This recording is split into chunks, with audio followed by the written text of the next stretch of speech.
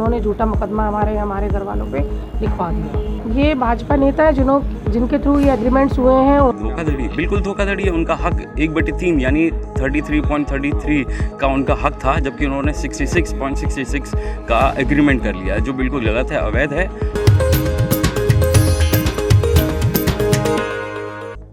झांसी में भूमाफियाओं के प्रकरण में अब पीड़ित महिला प्रेरणा साहू ने डीआईजी के पास पहुंचकर माफियाओं के खिलाफ कार्रवाई की मांग की है। दरअसल यह मामला हाई प्रोफाइल इसलिए हो गया क्योंकि एक व्यक्ति की मृत्यु के बाद उसकी संपत्ति पर गिद्ध की तरह दृष्टि रखने वाले एक नंदोई और सत्ता की आड़ में कुछ लोगों ने एक एग्रीमेंट कर संपत्ति को बेच दिया। इसे खरीदने वाले कोई और नहीं बल्कि झांसी के एक बड़े नेता के पुत्र और उसके व्यापारी साथी हैं। भूमाफिया अब इस प्रॉपर्टी के इर्द गिर्द घूमकर कब्जा करने की जुगाड़ लगा रहे हैं और इसी तरह का आरोप लगाते हुए आज होटल ड्रीमलैंड और संपत्ति की मालिक प्रेरणा साहू डीआईजी कार्यालय पहुंची थी, जहां उन्होंने एक शिकायती पत्र देते हुए डीआईजी से इस पूरे मामले में हस्तक्षेप करने की बात कही।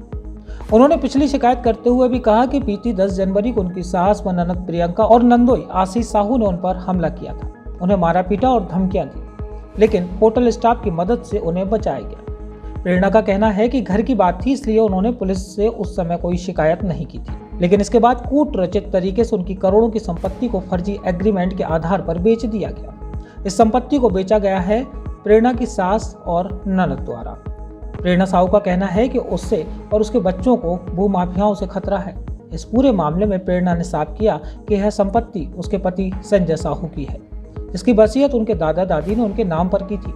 हालांकि संजय साहू की मृत्यु हो चुकी है। इसके बाद बिना किसी सूचना के सास संध्या साहू और ननद प्रियंका ने इस संपत्ति का लगभग 66% भाग बेच दिया, जबकि बिना बंटवारे या माननीय न्यायालय ने अभी तक इस संपत्ति को संध्या साहू या प्रियंका शर्मा का नहीं बताया है।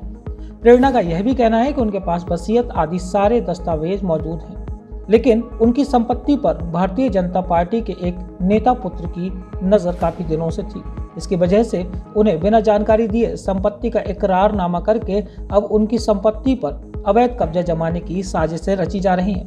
प्रेरणा का कहना है कि वह किसी नेता से नहीं डरती, क्योंकि उन्हें माननीय न्यायालय पर पूरा भरोसा है, जबकि आरोपीगण उन पर जबरन दबाव बनाने के लिए उनके खिलाफ साजिश रच रहे हैं। 10 जनवरी को हमारी सास होटल आई, उन्होंने हम पे हमला किया। उल्टा हम कहीं गए नहीं, उन्होंने हमारे ऊपर कार्रवाई कर दी कि हमें इस बहू ने मारा पीटा। उसी चीज़ की कार्रवाई फिर हमारी तरफ से लेट हो गई, लेकिन उन्होंने झूठा मुकदमा हमारे घर वालों पे लिखवा दिया। उसके बाद फिर क्या हुआ? हम लोग अभी डीआईजी के यहाँ गए थे, उनको बताया कि इन्होंने प्रॉपर्टी, हम लोग की केस चल रहे हैं प्रॉपर्टी के, उसको रहते हुए इन्होंने भाजपा नेता जो है पुनीत अग्रवाल है इत्यादि हैं, जो अभी इस टाइम पे प्रॉपर्टी डीलर्स हैं, उनको एग्रीमेंट्स कर दिए घर और होटल के। अब क्या डर सता रहा है आपको? क्या स्थिति है घर की स्थिति ये है, ये लोग कब्जा दिखा रहे हैं, अपने गार्ड्स वगैरह इन्होंने बैठा दिए हैं और ये लोग चाहते हैं कि हम लोग को बेदखल कर दें। हमारी सालों से इसी प्रॉपर्टी पे केस चल रहे थे, हर चीज़ कोर्ट पे निर्धारित करता है। उन्होंने नेताओं का सहारा लेकर हमारे ऊपर दबाव बना रहे हैं। कब हुआ एग्रीमेंट? ये वाला कहाँ का एग्रीमेंट हुआ है? होटल का, घर का और लॉज का। कौन सा होटल है, किस नाम से? Dreamland hotel. अब इसमें कौन कौन लोग हो रहा है? आपको गार्ड किस में बैठा लें, क्या पता चला है? ये भाजपा नेता है जिनके थ्रू ये एग्रीमेंट्स हुए हैं, उनके ही थ्रू बैठाए गए हैं। कितने लोग हैं लगभग? दो गनर्स हैं, उनको बैठा दिया है हमारे घर में। आपको बताते चले कि शहर के मुख्य मार्ग और महंगे स्थान पर काफी बड़ा पैतृक घर, एक पुराना होटल, वहां बनी दुकानें और इलाइट चौराहे से कुछ दूरी पर बना एक लॉज, जिसके मालिक संजय साहू थे। करीब 3 माह पहले संजय साहू की आकस्मिक मृत्यु हो गई थी। इसके बाद से ही सास और ननद इस संपत्ति को लेकर विवाद कर रहे थे। दरअसल जमीनी विवाद को लेकर कानून बने हैं और विवादों को लेकर सभी के लिए न्यायपालिका का दरवाजा हमेशा खुला रहता है, लेकिन यहाँ पर न्यायालय में अपना हक मांगने की बजाय इस पूरी संपत्ति का मालिक खुद को बताकर संजय साहू और प्रियंका शर्मा ने सौदा कर डाला। अब प्रेरणा साहू पर दबाव बनाया जा सके, इसको लेकर यह लोग पुलिस के पास लगातार शिकायतें कर रहे हैं। वहीं दूसरी तरफ प्रेरणा को यह डर सता रहा है कि कहीं संपत्ति के लिए उसके साथ कोई अनहोनी घटना ना हो जाए। प्रेरणा के अधिवक्ता गिरीश किशोर विश्वकर्मा ने बताया कि इस पूरे मामले में जिस तरह से प्रियंका शर्मा के द्वारा एग्रीमेंट किया गया है वह पूरी तरह गैर कानूनी है। इसको लेकर वह न्यायालय में जाकर लड़ाई लड़ेंगे। वकील साहब, ये मैडम का क्या मामला है? मामला ऐसा है कि हिंदू लॉ के हिसाब से यदि परिवार का मुखिया की मृत्यु हो जाती है तो मामला 1/3 का बनता है। 1/3 माता जी का हक है, 1/3 उनकी पत्नी का हक है और 1/3 उनके बच्चों का। अच्छा, हो क्या रहा है कि इनके नंदेव बीजेपी के प्रभावी नेता के साथ मिलके अवैध तरीके से इन्होंने एग्रीमेंट कर दिए हैं और उन्होंने 2/3 के एग्रीमेंट कर दिए हैं, जो बिल्कुल गलत है, अवैध हैं और इनको हम न्यायालय में चैलेंज करेंगे।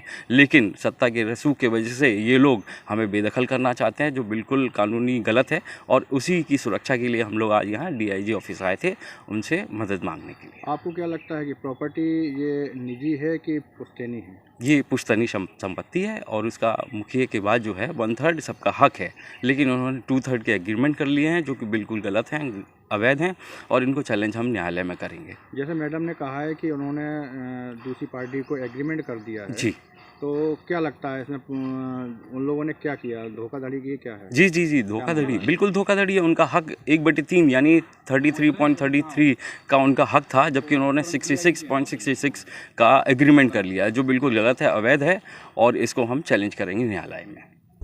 इस मामले में एक बात रोचक यह भी है कि इस पूरे इकरारनामे में जिस संपत्ति की अनुमानित कीमत करोड़ों में होने चाहिए, उस संपत्ति को औने पौने दामों में खरीद फरोख्त कर लिया गया और करीब 3 संपत्ति जिसमें होटल, बंगला, रेस्टोरेंट और एक लॉज शामिल है, उसके 3 एग्रीमेंट किए गए हैं और संपत्ति खरीदने वाले लोग भी लगभग एक ही है। फिलहाल इस पूरे मामले में भाजपा नेता के पुत्र का पूर्ण रूपेण संलिप्त होना भारतीय जनता पार्टी की छवि को खराब कर सकता है और इसका सीधा असर भाजपा के नेता की साफ सुथरी छवि पर भी पड़ सकता है।